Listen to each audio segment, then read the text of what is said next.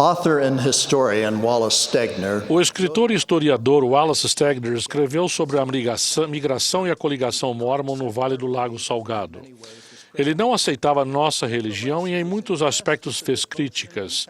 No entanto, ficou impressionado com a dedicação e o heroísmo dos primeiros membros da igreja, especialmente com referência às mulheres. Ele declarou: suas mulheres eram incríveis. Faço eco a esse sentimento hoje. Nossas mulheres da igreja são incríveis. Deus colocou nas mulheres qualidades divinas de força, virtude, amor e disposição de sacrifício para criar as futuras gerações de seus filhos espirituais. Um recente estudo americano afirma que as mulheres de todas as religiões acreditam mais fervorosamente em Deus e participam de mais serviços religiosos. Em praticamente todas as formas de avaliação, elas são mais religiosas. Não fiquei surpreso com esse resultado, particularmente ao refletir sobre o papel preeminente da família e das mulheres em nossa religião. Nossa doutrina é clara: as mulheres são filhas de nosso Pai Celestial que as ama. A esposa está à altura de seu marido. O casamento exige uma plena parceria em que a mulher e o marido trabalhem lado a lado para atender às necessidades da família. Sabemos que existem muitos desafios para as mulheres, inclusive para aquelas que se empenham em viver o Evangelho. Um atributo predominante na vida de nossos antepassados pioneiros foi a fé das irmãs. As mulheres, por natureza divina, têm maior dom e responsabilidade pelo lar e pelos filhos, nutrindo-os naquela circunstância e em outras. Em vista disso, a fé expressa pelas irmãs ao se disporem a abandonar suas casas para atravessar as planícies, rumo ao desconhecido, é inspiradora. Se alguém tivesse de caracterizar seu atributo mais importante, seria a sua inabalável fé no Evangelho restaurado de Jesus Cristo. O relato heróico do que aquelas mulheres pioneiras sacrificaram e realizaram enquanto atravessavam as planícies é um legado inestimável para a igreja. Senti-me tocado com as palavras de Elizabeth Jackson, cujo marido Aaron morreu após a última travessia do Rio Plate com a companhia Martin de carrinhos de mão. Ela escreveu: não tentarei descrever meus sentimentos ao encontrar-me assim, viúva e com 3 filhos em tais circunstâncias. Eu acredito que meus sofrimentos por causa do Evangelho serão santificados para o meu bem. Recorri ao Senhor, Ele que prometera ser um marido para a viúva e um pai para os órfãos. Recorri a Ele e Ele veio em meu auxílio. Elizabeth disse que estava escrevendo aquela história em nome daqueles que passaram por situações semelhantes, com a esperança de que a posteridade estivesse disposta a sofrer e a sacrificar todas as coisas pelo reino de Deus. Creio que as mulheres da igreja hoje enfrentam esse desafio e são igualmente fortes e fiéis. A liderança do sacerdócio da igreja em todos os níveis reconhece com gratidão o serviço, o sacrifício, o empenho e a contribuição das irmãs. Muito do que realizamos na igreja deve-se ao serviço abnegado das mulheres, seja na igreja ou em casa. É uma coisa bonita de se ver o sacerdócio e a sociedade de socorro trabalhando em perfeita harmonia. Esse relacionamento é como uma orquestra bem afinada, e a sinfonia que resulta disso inspira-nos a todos. Quando fui recentemente designado a participar de uma conferência na missão Mission Viejo, Califórnia, senti-me tocado pelo relato do que aconteceu no baile da juventude de 4 estacas no Ano Novo. Após o baile, foi encontrada uma bolsa sem identificação externa. Quero compartilhar com vocês parte do que a irmã Mônica Sedgwick, presidente das moças da estaca Laguna Niguel, relatou. Não queríamos bisbilhotar, era um objeto pessoal de alguém. Por isso, nós a abrimos com cuidado e pegamos a primeira coisa que estava em cima, esperando que isso identificasse a dona. E identificou, mas de outra forma. Era um folheto para o vigor da juventude. Uau! Isso nos dizia muito sobre a moça. Então pegamos o que havia em seguida, um caderninho, que certamente nos daria a resposta, mas não do tipo que esperávamos. Na primeira página, havia uma lista de escrituras favoritas e havia 5 mais páginas com outras escrituras e anotações pessoais. As irmãs quiseram imediatamente conhecer aquela valorosa jovem. Voltaram a procurar na bolsa algo que a identificasse. Tiraram dali algumas pastilhas de hortelã, sabonete, loção e uma escova. Adorei seus comentários. Oh, coisas boas provêm de sua boca. Ela tem as mãos limpas e macias e cuida bem de si mesma. Ansiaram por ver o tesouro seguinte. Encontraram uma esmerada bolsinha de moedas feita com papelão da caixa de suco e um pouco de dinheiro num bolso com zíper. Exclamaram: "Ah, ela é criativa e bem preparada." Sentiram-se como crianças na manhã de Natal.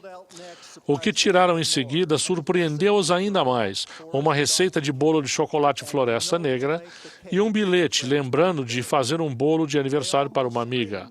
Elas quase gritaram: "Ela sabe cozinhar, é prestativa e gosta de servir."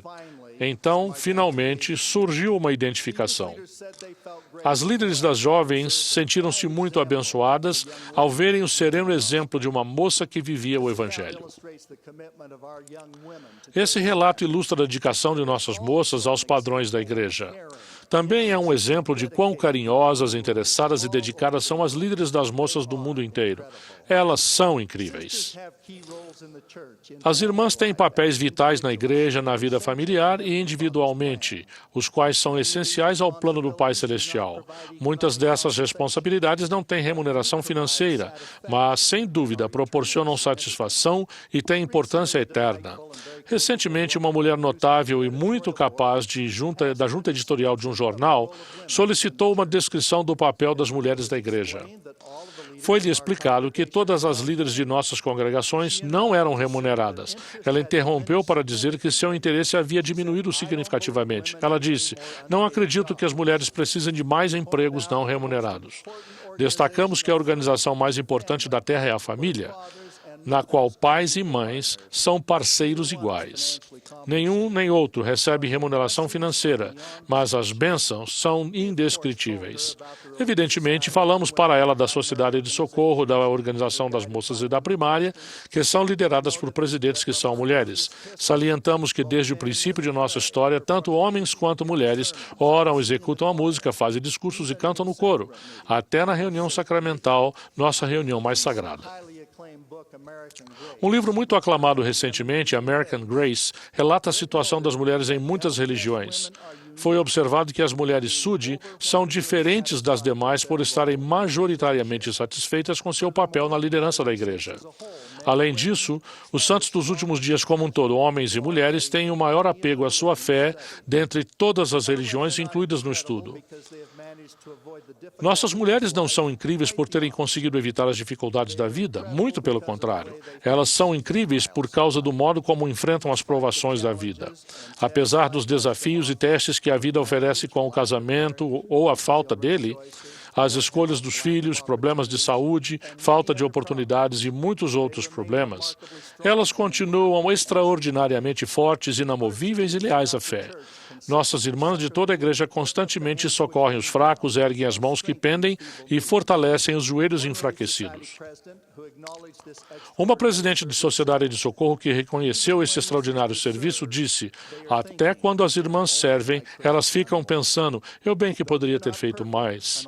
Embora não sejam perfeitas e todas enfrentem problemas pessoais, sua fé em um Pai Celestial amoroso e a certeza do sacrifício expiatório do Salvador permeiam-lhes a vida. Nos últimos 3 anos, a primeira presidência e o Quórum dos 12 buscaram orientação, inspiração e revelação ao reunirem-se em conselho com líderes do sacerdócio e das auxiliares para elaborar novos manuais da igreja. Nesse processo, sentiam imensa gratidão pelo papel essencial que as irmãs, tanto casadas quanto solteiras, desempenharam historicamente e nos dias de hoje, tanto na família quanto na igreja. Todos os membros da Igreja de Jesus Cristo devem trabalhar em sua vinha para a salvação das almas dos homens. Esse trabalho de salvação inclui o trabalho missionário dos membros, a retenção de conversos, a ativação de membros menos ativos, o trabalho do Templo de História da Família, o ensino do Evangelho e o cuidado dos pobres e necessitados. Isso é administrado primordialmente por meio do Conselho da ALA. Especificamente, pretende-se dos novos manuais que os bispos sensíveis às demandas existentes deleguem mais responsabilidades. Os membros precisam saber que o bispo foi instruído a delegar. Os membros precisam apoiá-lo quando ele seguir esse conselho. Isso permitirá que o bispo passe mais tempo com os jovens, os adultos solteiros e com sua própria família. Ele vai delegar outras responsabilidades importantes para os líderes do sacerdócio, para os presidentes dos auxiliares e individualmente para homens e mulheres. Na igreja, o papel da mulher no lar é altamente respeitado.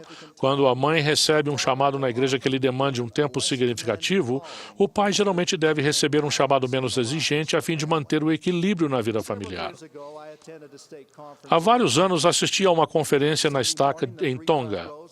No domingo pela manhã, as 3 fileiras da frente da capela estavam repletas de homens entre 26 e 35 anos de idade.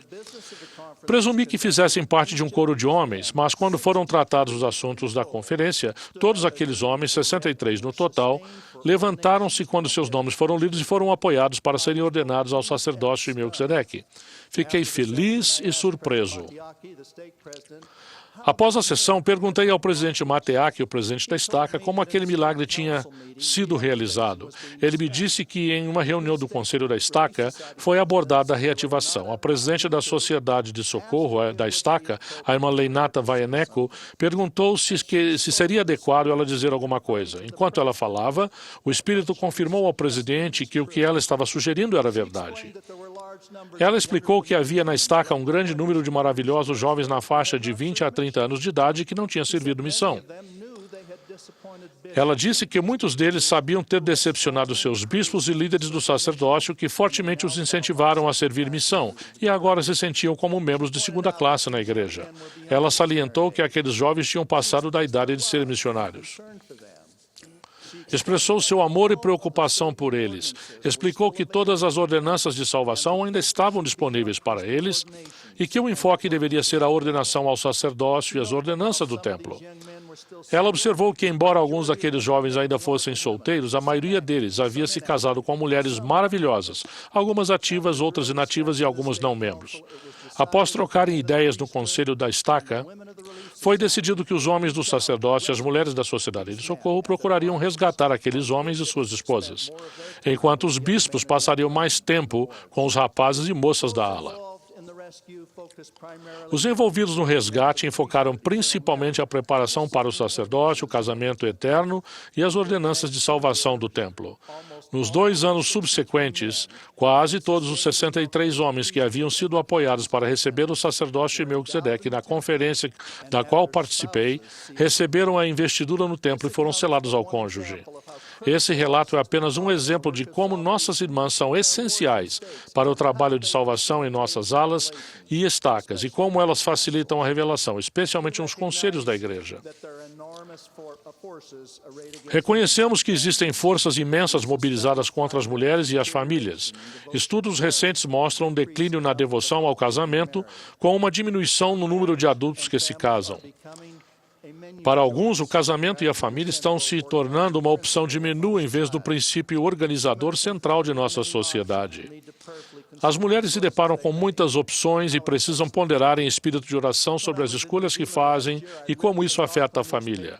Quando estive na Nova Zelândia no ano passado, li em um jornal de Auckland que algumas mulheres que não eram da igreja se debatiam com essas questões.